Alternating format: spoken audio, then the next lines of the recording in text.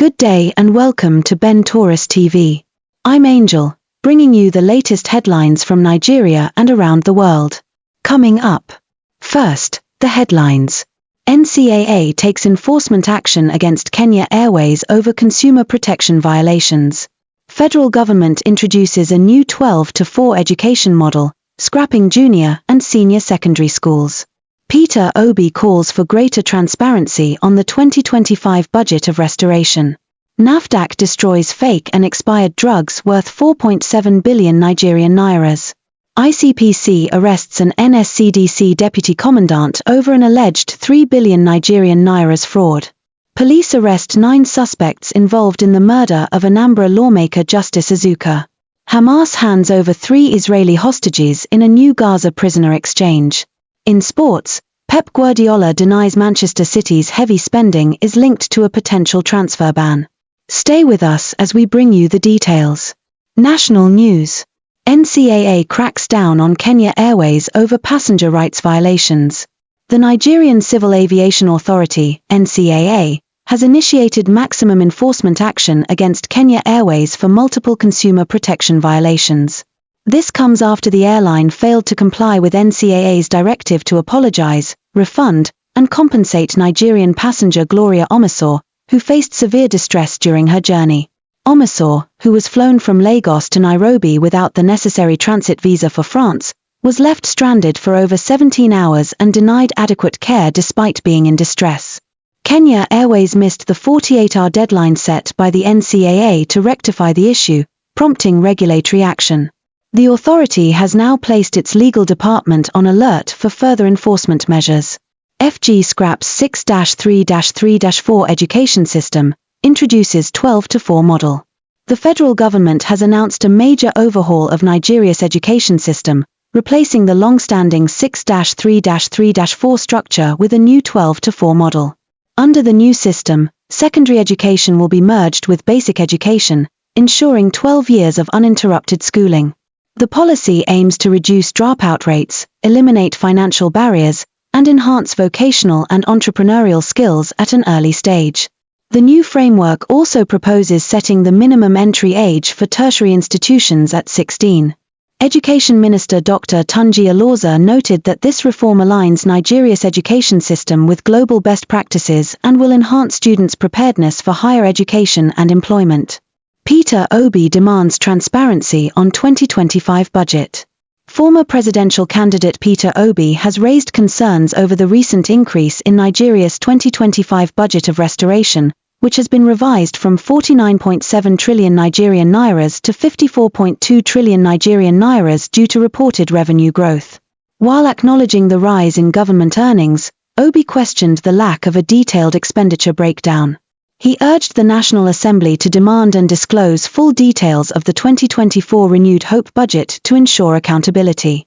He emphasized that budgetary allocations should prioritize critical sectors such as education, healthcare, security, and poverty alleviation for meaningful national development. NAFDAC destroys fake and expired drugs worth 4.7 billion Nigerian nairas. The National Agency for Food, Drug Administration and Control, NAFDAC, has destroyed fake, expired, and substandard medical products worth 4.7 billion Nigerian nairas in Rivers State. The destruction took place at the Rivers State Waste Management Authority dump site in Alu, Ikwa local government area, with seized products collected across 6 South-South states. NAFDAC officials reaffirmed their commitment to protecting Nigerians from harmful medical products and urged the public to report suspicious pharmaceutical activities. The agency also called for collaboration between stakeholders, law enforcement, and industry players to combat counterfeit drugs. ICPC arrests NSCDC deputy commandant over 3 billion Nigerian nairas fraud.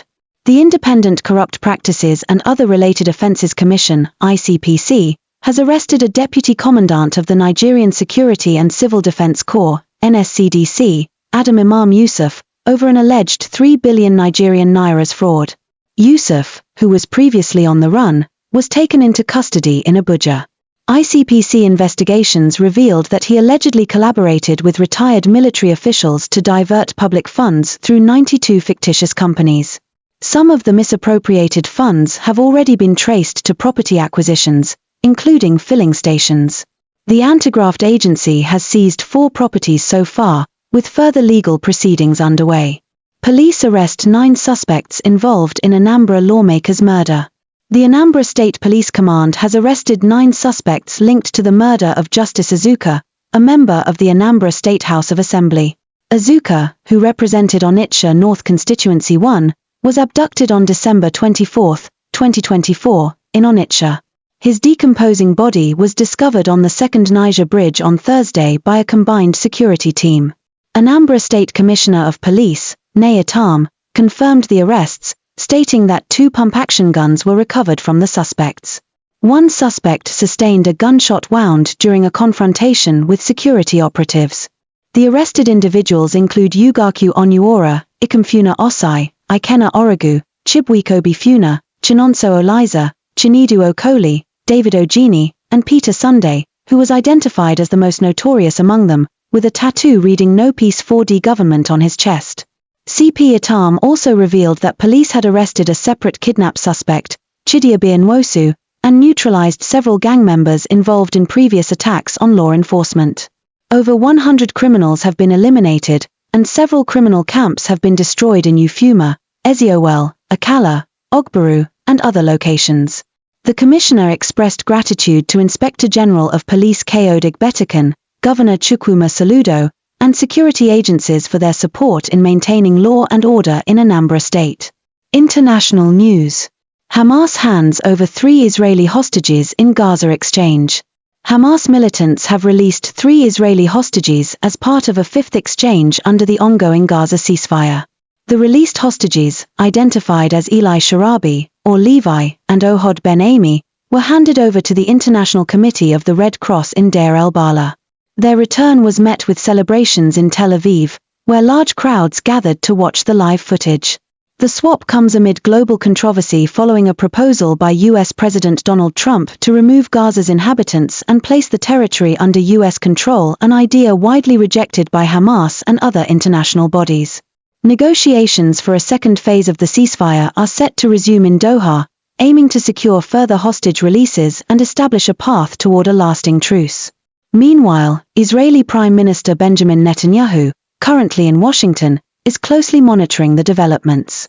His government has faced pressure to ensure the safe return of all hostages still held by Hamas. The conflict, which began with Hamas's October 7 attack, has resulted in over 47,000 casualties in Gaza, according to health officials in the Hamas-controlled territory. The Israeli military claims 73 hostages remain in captivity, with 34 confirmed dead. Sports news. Guardiola denies Man City's January spending is linked to potential transfer ban. Manchester City manager Pep Guardiola has dismissed suggestions that the club's heavy spending in the January transfer window was driven by fears of a potential transfer embargo. City spent around £170 million on new signings, including Omar Marmush, Abdulkadir Kusanov, Vita Race, and Nico Gonzalez. The signings come as the club faces allegations of 115 breaches of Premier League financial regulations, with a ruling expected in the coming weeks. Guardiola defended the club's financial management, stating that City's net spend over the past 5 years is lower than rivals such as Chelsea, Manchester United, Arsenal, Tottenham, and Liverpool. City, currently fighting to stay in the Premier League title race, will face Leyton Orient in the FA Cup 4th round this weekend. That's all for today's news update. Thank you for joining us on Ben Taurus TV. Don't forget to follow us on social media and subscribe for more updates. I'm Angel. Stay informed and stay safe. See you next time.